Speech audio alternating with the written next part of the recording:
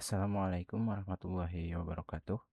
Perkenalkan, nama saya Hilvan Yadisnata dengan NIM 245520111163 dari kelas TIFK 24A. Pada kesempatan kali ini, saya akan mempresentasikan hasil pengerjaan ujian akhir semester dari mata kuliah Jaringan Komputer 1 dengan nama Project Server Networking Project. Dalam video ini, saya akan mendemonstrasikan bagaimana membangun dan mengkonfigurasi server Linux yang menyediakan 3 layanan utama, yaitu web server, SSH untuk remote access, dan FTP untuk transfer file, lengkap dengan implementasi serta keamanan jaringan dasar. Baik, mari kita mulai. Sebelum masuk ke implementasi, saya akan menjelaskan terlebih dahulu gambaran umum dari proyek ini. Dari proyek ini, tujuan utama dari proyek ini adalah membangun sebuah server jaringan yang dapat melayani klien dengan 3 layanan berbeda secara bersamaan, yaitu pertama layanan web server untuk menyajikan website, kedua layanan SSH untuk remote administration yang aman, ketiga layanan FTP untuk transfer file. Selain itu, server juga dilengkapi dengan mekanisme keamanan dasar menggunakan firewall dan sistem pencegahan brute force attack. Fungsi server dalam topologi ini adalah sebagai pusat layanan yang melayani request dari berbagai klien dalam jaringan. Klien dapat mengakses website melalui browser, melakukan remote administration melalui SSH, dan melakukan transfer file melalui FTP client seperti FileZilla dan WinSCP.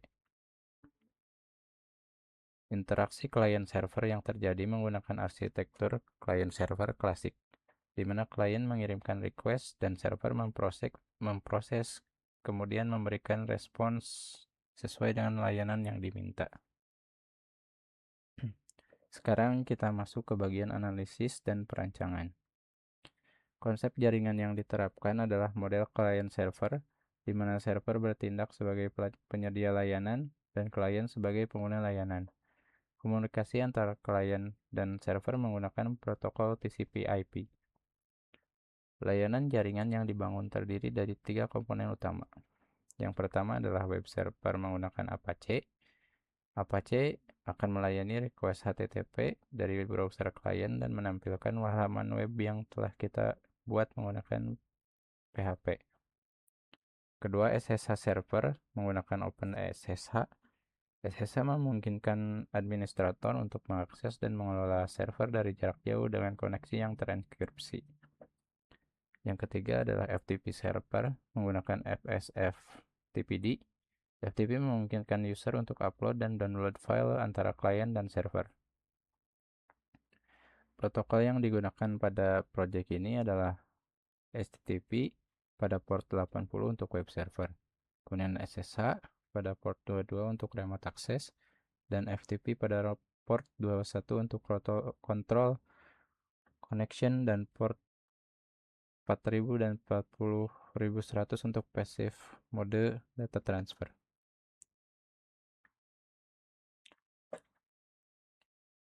Baik, sekarang kita masuk ke tahap implementasi. Saya akan mendemonstrasikan konfigurasi server secara langsung. Langkah pertama adalah melakukan update sistem.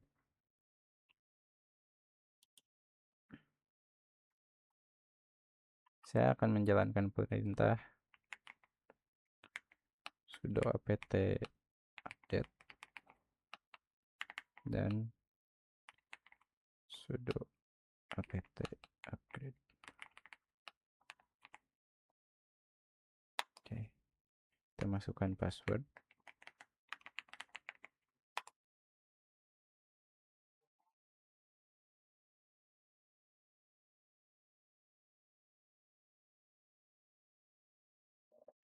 Perintah ini berfungsi untuk memperbarui daftar paket dan menginstal versi terbaru dari semua paket yang ada. Ini penting untuk memastikan sistem memiliki patch keamanan terbaru.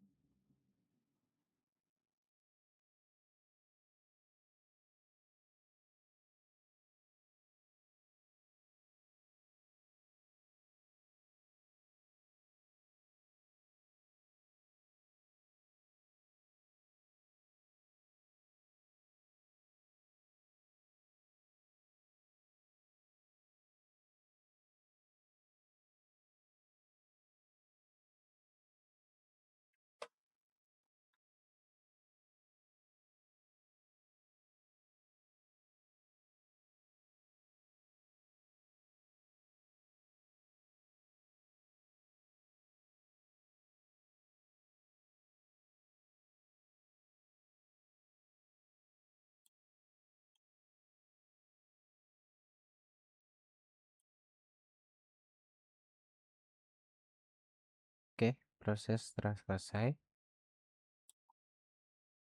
Oke, layanan pertama yang akan kita konfigurasi adalah SSH server untuk remote access.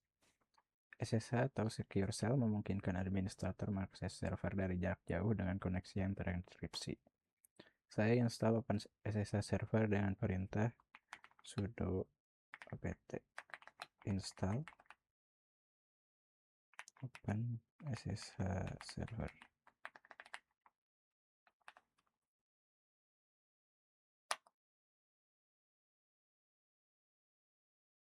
Oke, OpenSSH sudah terinstall. Kita cek dulu statusnya apa sudah aktif atau belum. Dengan perintah sudo system.ctl status SSH.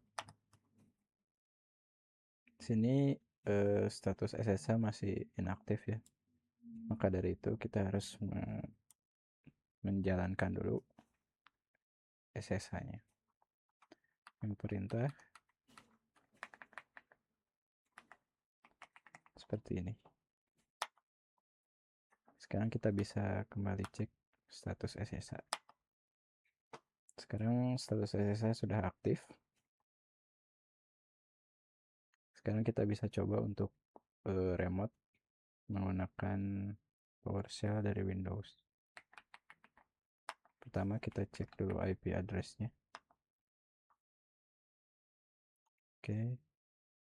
Kemudian untuk di PowerShell perintahnya akan seperti ini. Username, kemudian IP.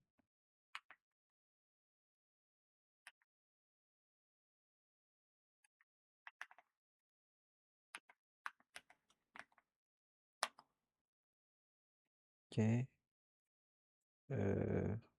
Server sudah terdetek.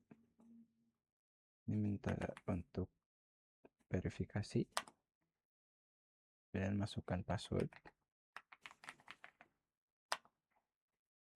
Oke. Server sudah bisa diremote menggunakan PowerShell dari Windows lokal kita. Kemudian konfigurasi layanan selanjutnya adalah saya akan menginstal web server. Di sini saya akan menggunakan Apache Web Server. Karena kita sudah bisa meremote akses server dari lokal PowerShell, maka kita akan menggunakan PowerShell. Di sini kita akan install Apache itu dengan perintah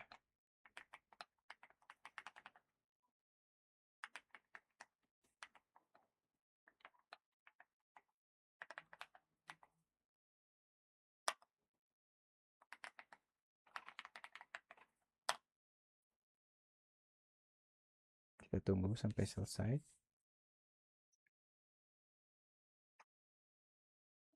Apache ini adalah web server yang paling banyak digunakan di dunia dan sangat stabil untuk production environment.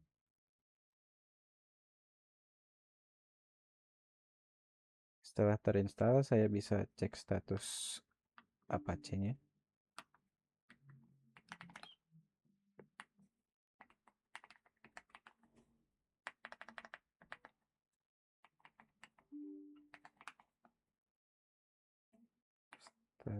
Status sini Apache itu sudah aktif running.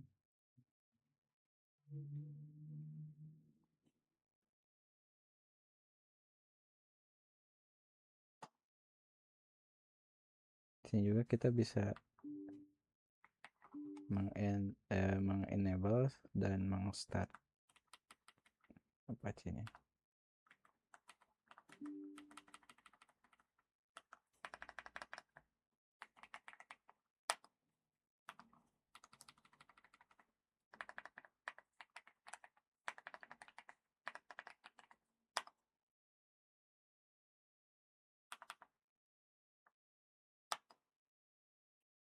Oke.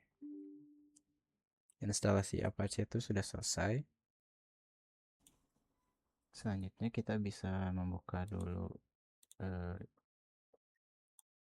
web server lokal kita dengan cara TTP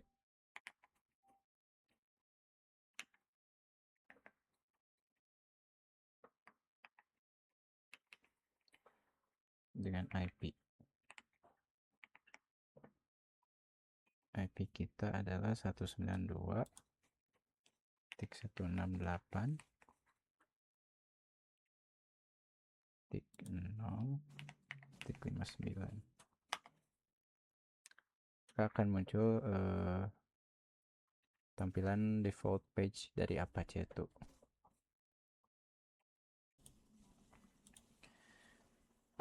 Kemudian untuk kustomisasi landing page yang web server yang kita buat, kita bisa pertama-tama mengganti nama index.html-nya dulu.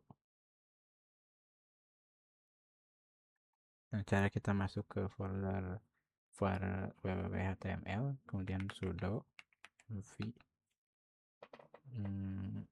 index.html, kemudian input nama barunya.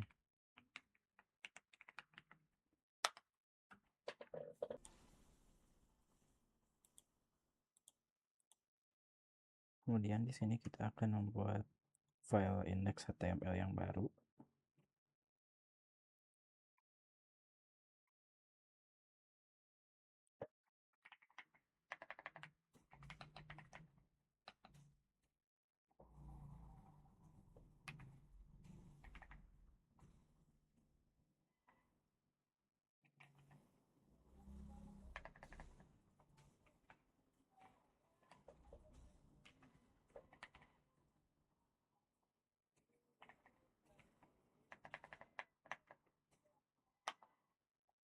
Kemudian kita masukkan kode yang telah kita siapkan untuk HTML tersebut.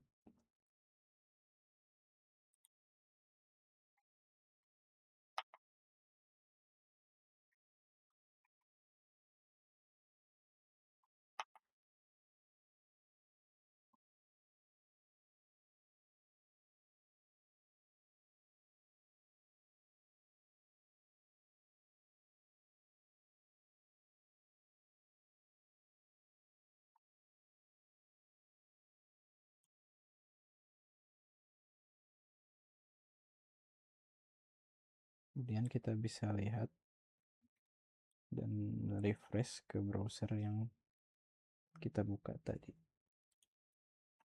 Tampilannya berubah menjadi seperti ini.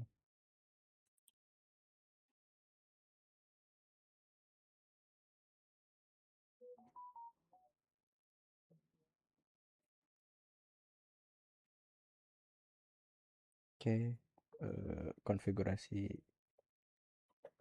web server kurang lebih telah selesai. Kemudian layanan ketiga yang kita akan gunakan adalah FTP server. Di sini FTP server digunakan untuk transfer file. Saya menggunakan PSFTPD, Very Secure FTP Daemon, yang dikenal sebagai salah satu FTP server paling aman. Di sini kita akan mulai install dulu untuk PSFTPD-nya.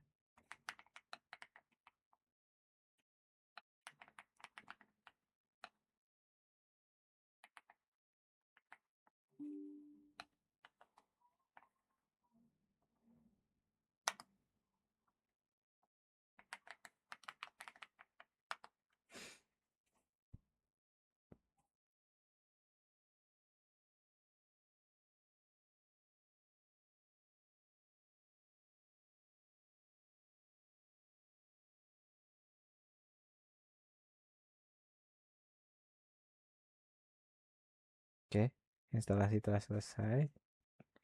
Sebelum konfigurasi, saya akan backup file konfigurasi default terlebih dahulu.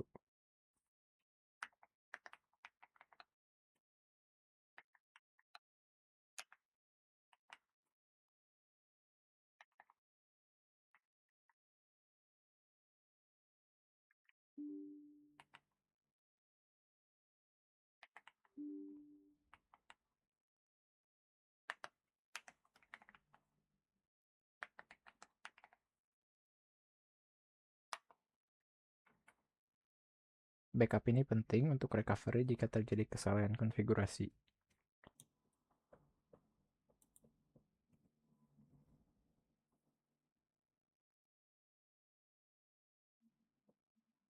Sini saya akan memperlihatkan untuk konfigurasi file ps ftpd config. Sini ada beberapa konfigurasi penting yang diterapkan.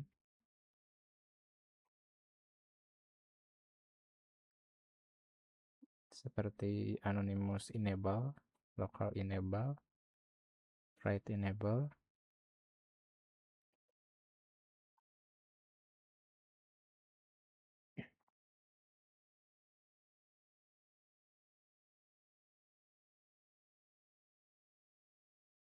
chroot local user, dan lain sebagainya. Kemudian kita bisa menambahkan user khusus untuk FTP. Cuma kita clear dulu. Kemudian untuk perintahnya adalah sudo add user FTP user. Untuk passwordnya kita bisa sesuaikan.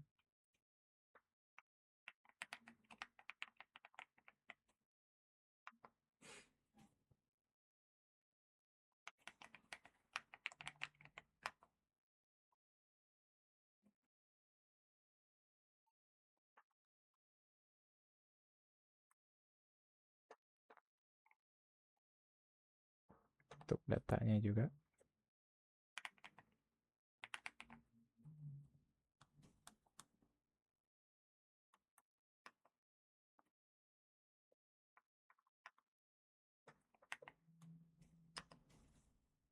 Kemudian saya akan tambahkan user ini ke user list.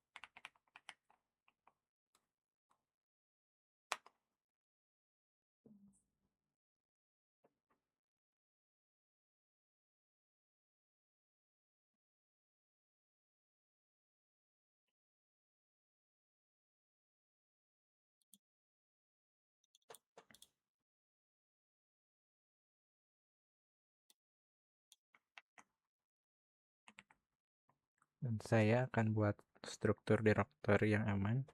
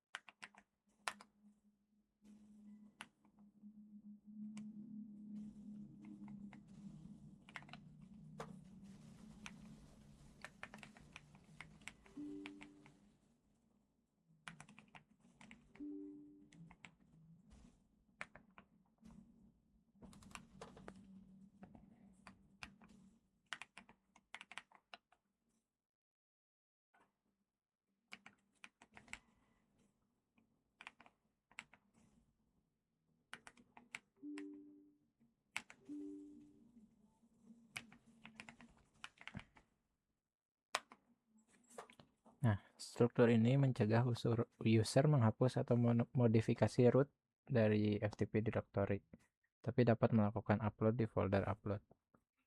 Kemudian kita bisa merestart untuk PS FTPD-nya untuk mengapply konfigurasi.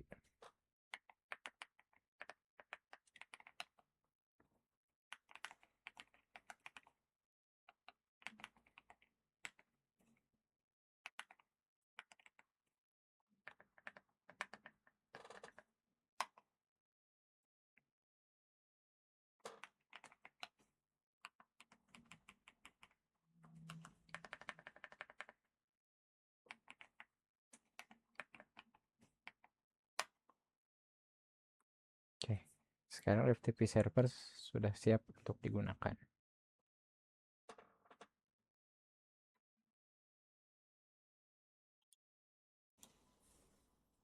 Oke, di sini kita akan melakukan tes transfer file menggunakan FileZilla client. Pertama-tama di atas di bagian atas FileZilla ini kita masukkan untuk hostnya,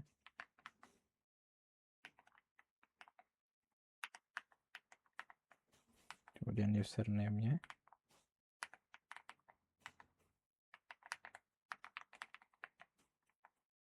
dan portnya di 21.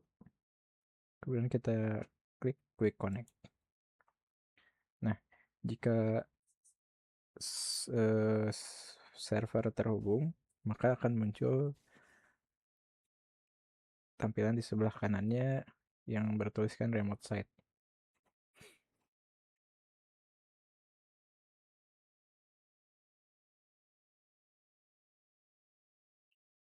Di sisi server, kita bisa lihat direktori FTP yang sudah dikonfigurasi tadi, dan di dalamnya ada folder upload.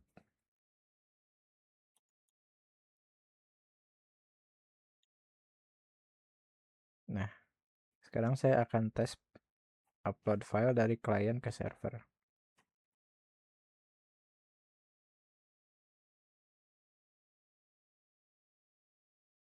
Misalkan saya akan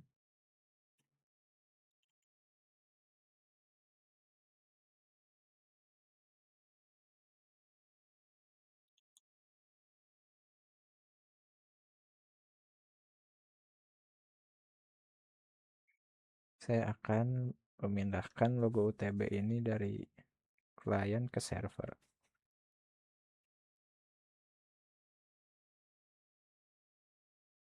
Sini saya akan drag and drop.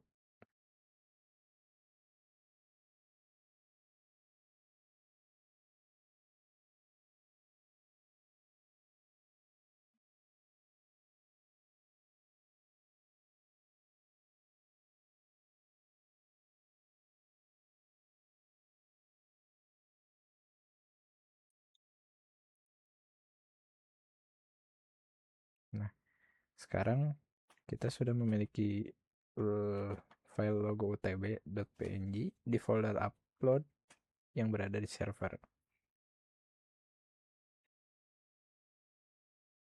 Sekarang saya akan mencoba untuk tes download. Saya akan download file yang baru saja saya upload tadi. Di sini saya untuk file lokalnya saya pindahkan dulu, misal ke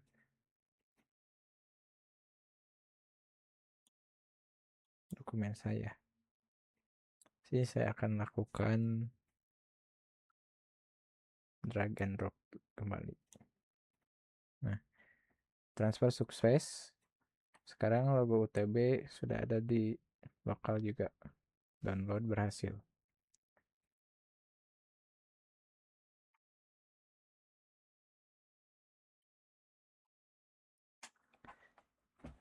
Nah, sekarang bagian yang sangat penting yaitu keamanan jaringan.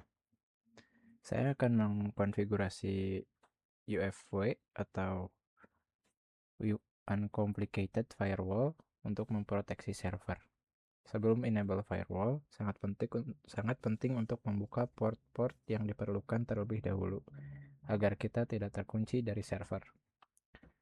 Pertama, kita allow SSH.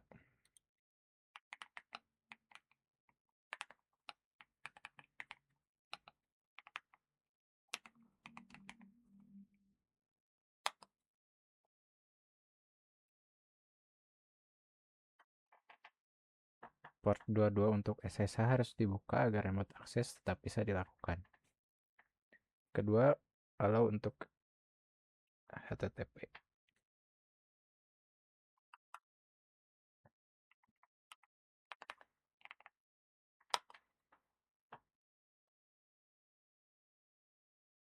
Port 80 untuk web server.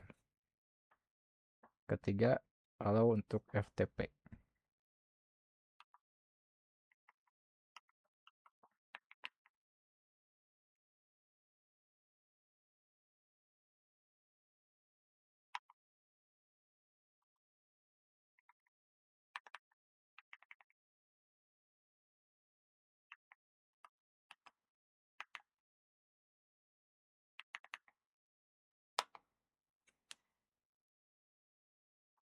Port 21 untuk FTP control connection dan port range 40.000 sampai 40.100 untuk passive mode data transfer. Setelah semua port yang diperlukan dibuka, baru saya enable firewall.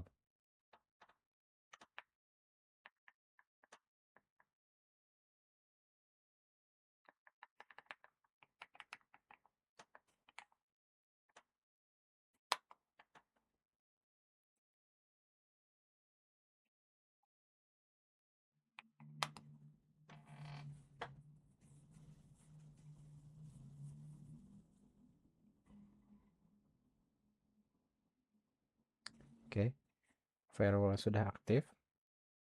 Kita kemudian memverifikasi rules yang sudah dibuat.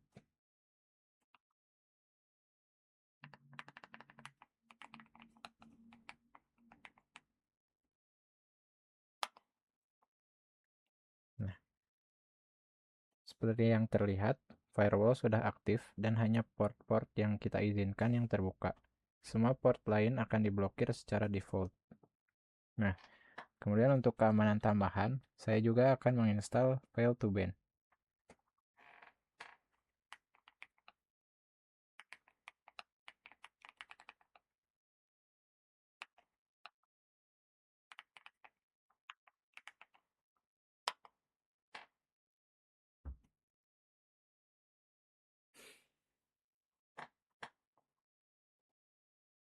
Fail2ban ini akan memonitor log file dan secara otomatis memblokir IP address yang mencoba brute force attack.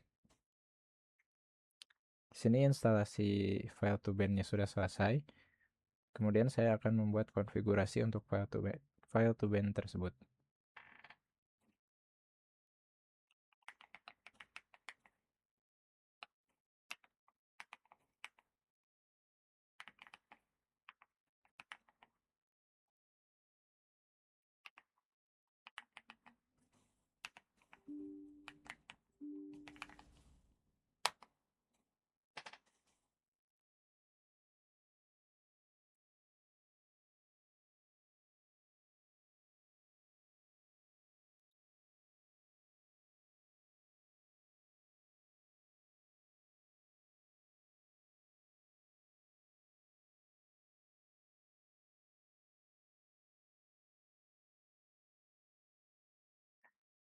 Di sini saya sudah menyiapkan konfigurasi untuk Fail2ban-nya.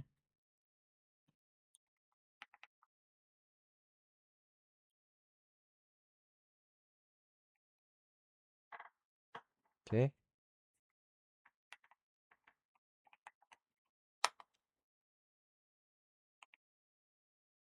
Konfigurasi sudah di-input.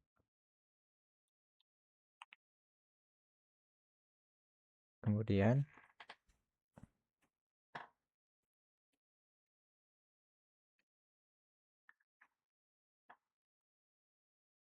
kita restart Fail2ban-nya.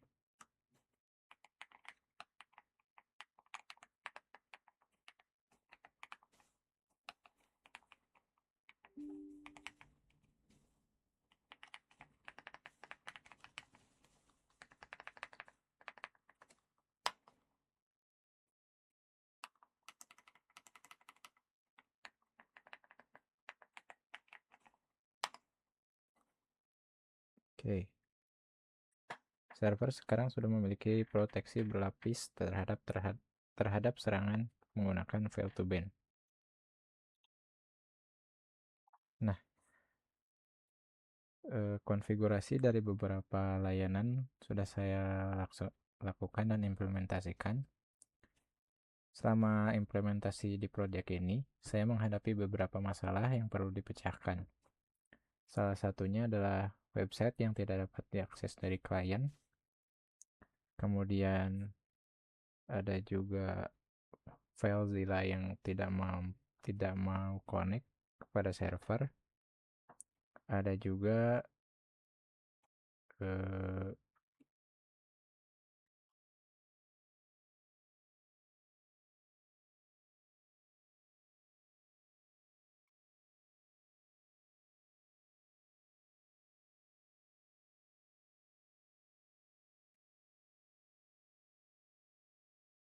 ada juga beberapa kegagalan pada konfigurasi.